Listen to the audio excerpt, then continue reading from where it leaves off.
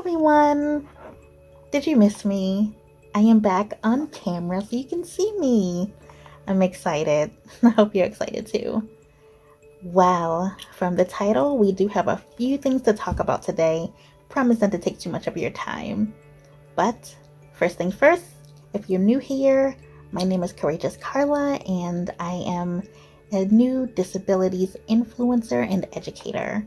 If you're a returning subscriber or just a returning viewer, welcome back. Happy to see you. And so let's a few questions before I officially begin the video. This video is meant for any terms or phrases that may be problematic or concerning to someone that identifies as having a disability. This video is really not for anyone that is being bullied, is being mocked, or belittled.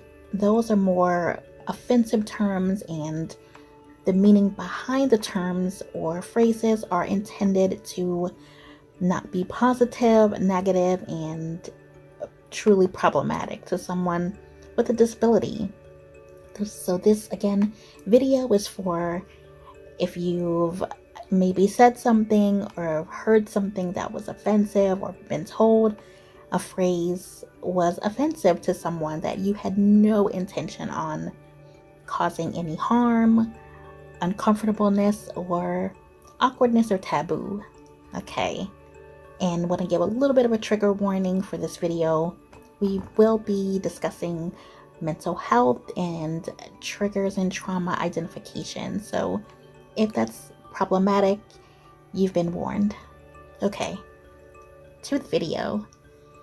So, words definitely have meaning.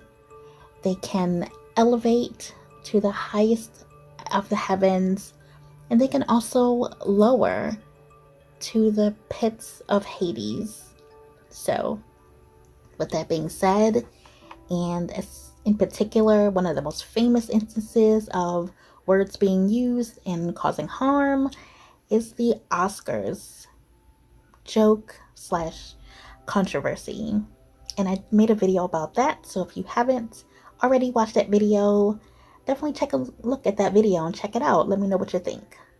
Okay, on to this topic at hand: disability terms or taboo phrases and how we can grow and move beyond them.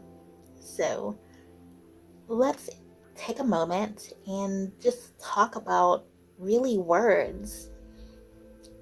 I am in the United States of America, so I'm going to talk more about words in the English language.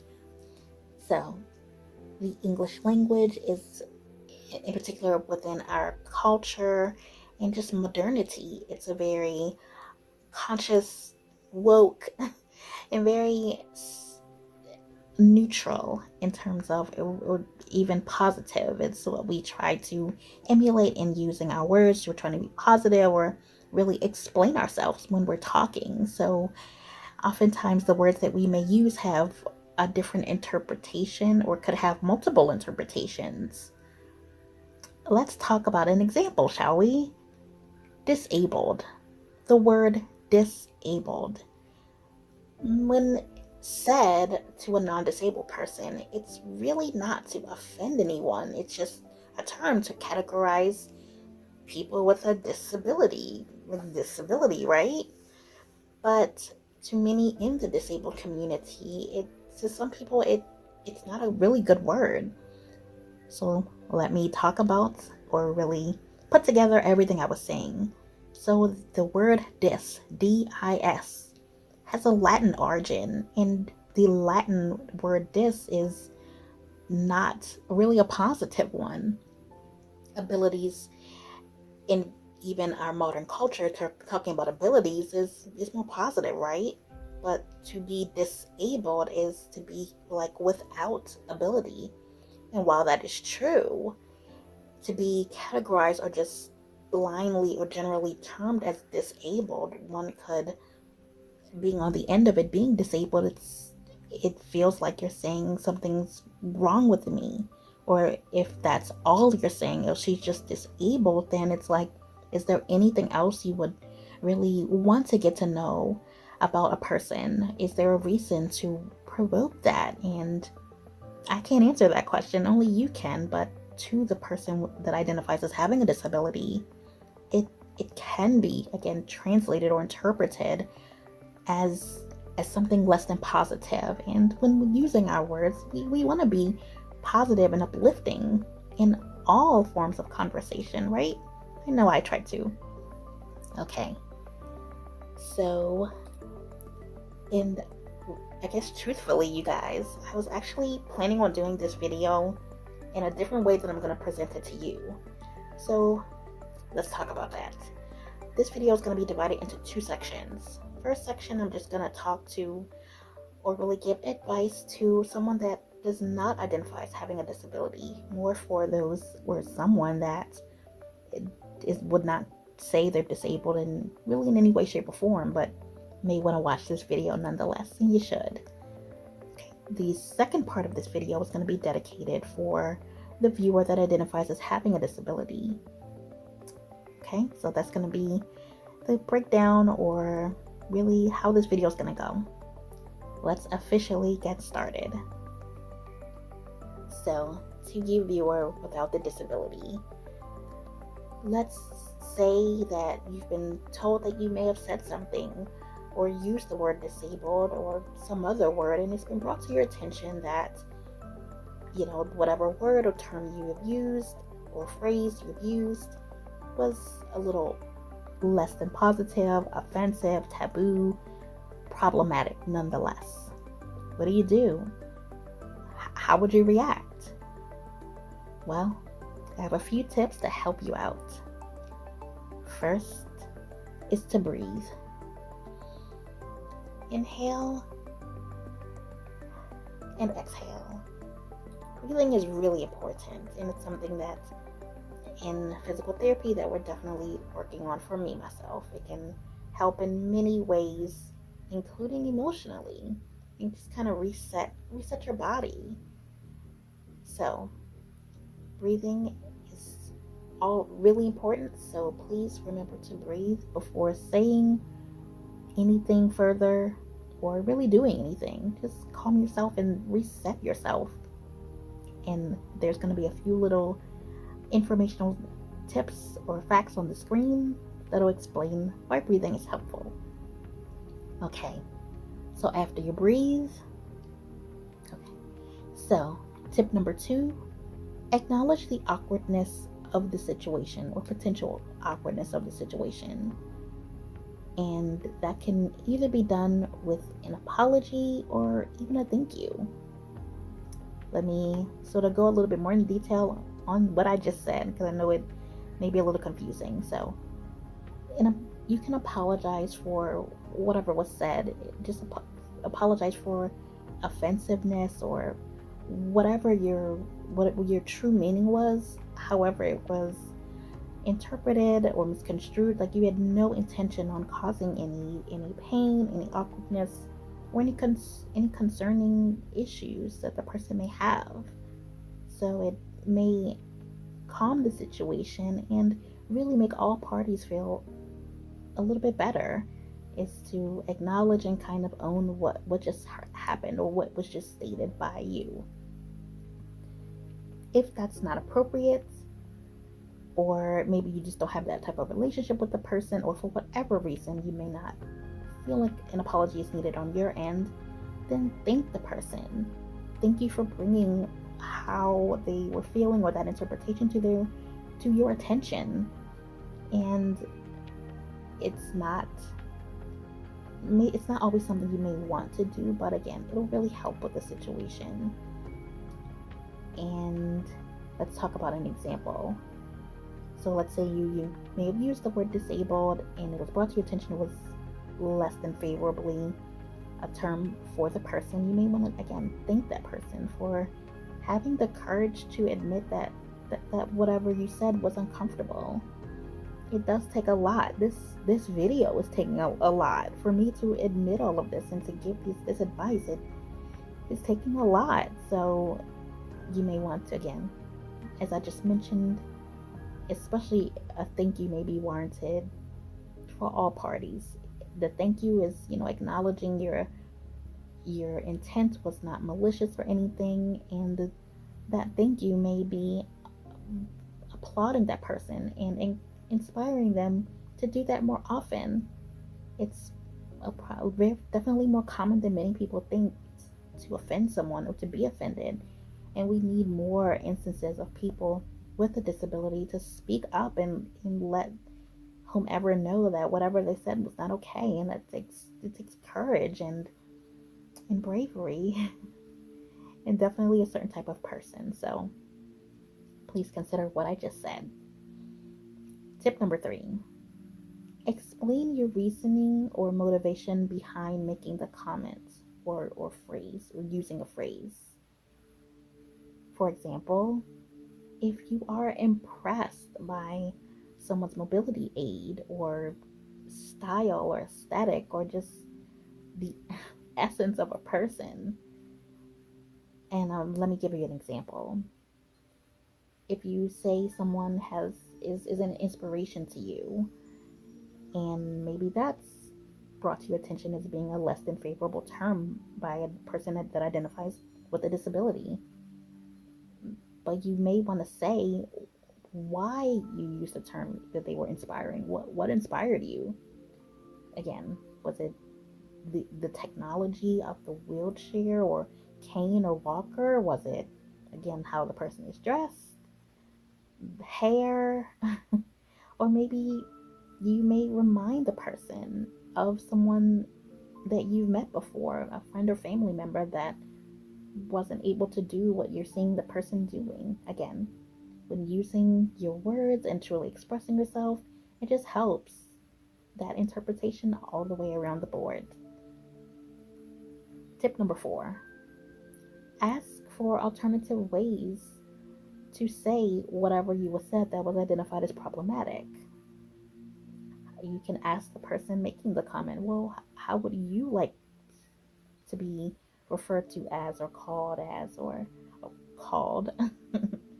Again, just get a little bit more information behind what the person is thinking and how they like to be identified, to foster open and thorough communication. Ready? Last but not least, for you, viewer, is to spread the word about what just happened in the appropriate setting, of course. But if you've learned a certain term or phrase has been problematic, and definitely you've also learned ways to say whatever you had been saying, please let other people know. People that identify with a disability and that don't identify with a disability. Not everyone has the same disability, so even within the disabled community, some terms are not unifiably identified as being problematic. So you may want to bounce that situation off to that person. Or again, if you hear another person saying that term or phrase, please let them know what happened to try and make the world a better place. Okay, thank you so much for your time. All right, next part of the video is for my viewer that identifies as having a disability. And if you hear someone say something that was bothersome, triggering, or offensive, what do? How do you behave? Do we storm off? Do we get angry? Do we slap? No, that was a joke. Probably not a good one. But anyway, what do we do? Well, these are my couple little tips for you, viewer that identifies as having the disability. First, as I mentioned in the first part of my video, please breathe. Inhale and exhale. Please do that to help calm yourself, reset yourself, and remember the next few tips I'm about to say will help you remember to remain calm and focused. Right? Tip number 2, ask for an explanation as to why the person that made the comment, why did they say it? It may help for you to understand the meaning behind the term or phrase, what they truly were meaning. If the person, let's say, referred to you as an inspiration and that's a less than positive term to you, then please ask, well, what was inspiring behind it? What's inspiring about me? Or what is, why have I caught your attention? Or what was it about me? Or my mobility aid or whatever that, that you felt you wanted to comment on. Okay, next, identify problematic terms and phrases to the person. So if they mention disabled or inspiration or whatever word that or phrase that is not positive, uplifting, or really good in your point of view, please let the person know. Oftentimes people have no idea when they hurt you, they didn't know. Okay? I know it may take some time, and it may not you may not even want to do it the first or even second time you hear a certain phrase or term used. After watching this video, you may not be comfortable yet, or you may not feel like you know the person well enough yet. I do want to say this is a good way to kind of get to know people, to try to make this less taboo of a situation. But again, do it at your own pace whenever you feel comfortable, and again, let them know that whatever was said was bothering or triggering or upsetting to you. So, also, the phrase may not or term may not be problematic with the explanation as to why. So, you may want to ask or say an alternative way to say it, or definitely explain whatever the person is meaning. You know, sometimes this is a beautiful way to identify people that may be needing some help or some insightful information that only you can provide to that person that's making the comment using that phrase or term. Let me give you an example. A person may make a comment to you that may not, they may know someone that you don't know that may not have had the access or resources that you have.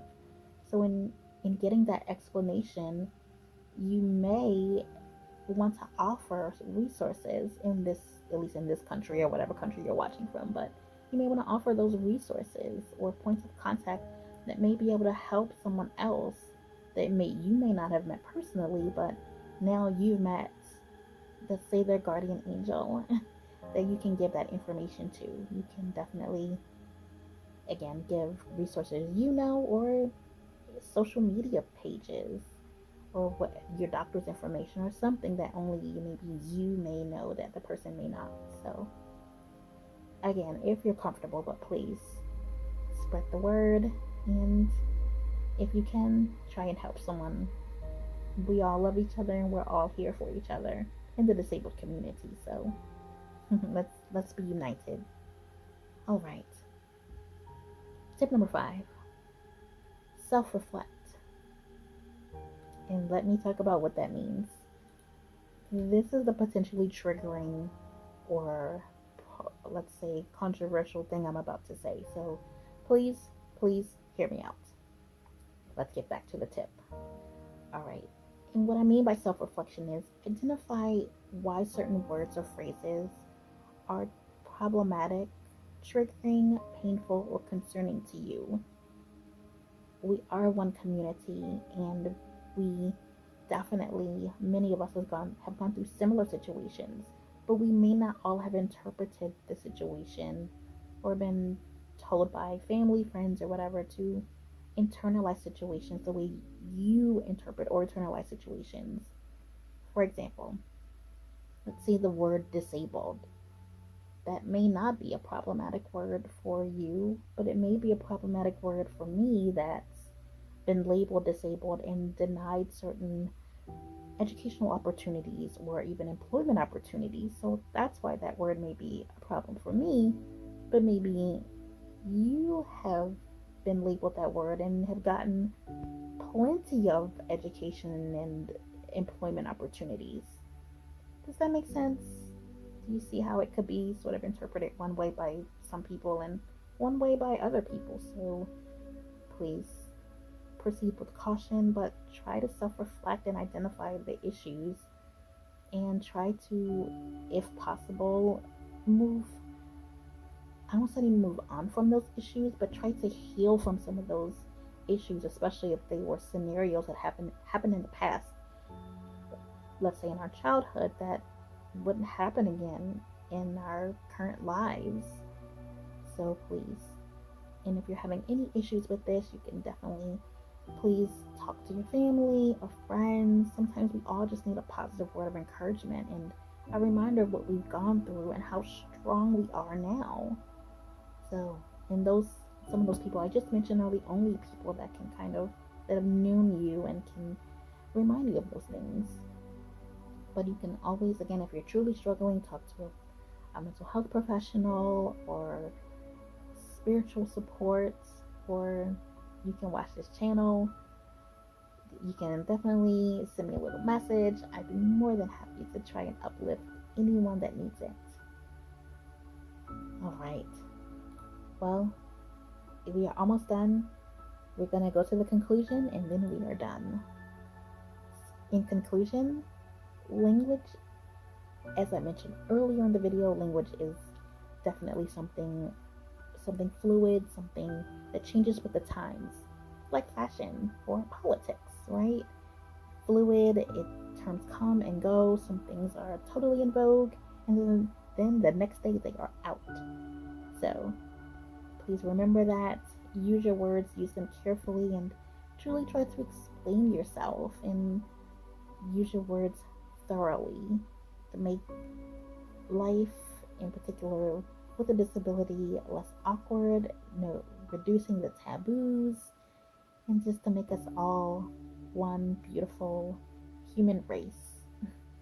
Spread love and get to know each other better, foster those relationships.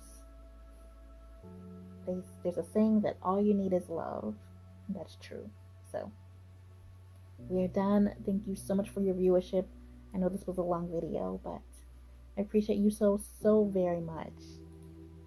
And if you like this content, please like this video, comment on what you liked, what you didn't like, any future topics you want me to cover, and all that jazz. Share this video. If you don't know, or maybe you feel like this is not appropriate for you, please share this video with someone you think could help, or just save it for a rainy day and remember to implement some of those tips and tricks that I mentioned. Lastly, hit that subscribe button so you will be up to date on new videos, help me grow this channel, and watch the video I have up about being a subscriber and what we're going to do with this channel. I have lots of plans. I want to grow. I want you to grow with me. Maybe some merch, some interviews, and much more. Right? We are done. Thank you. Carpe diem the best way you can. And I'll see you in the next video. Goodbye.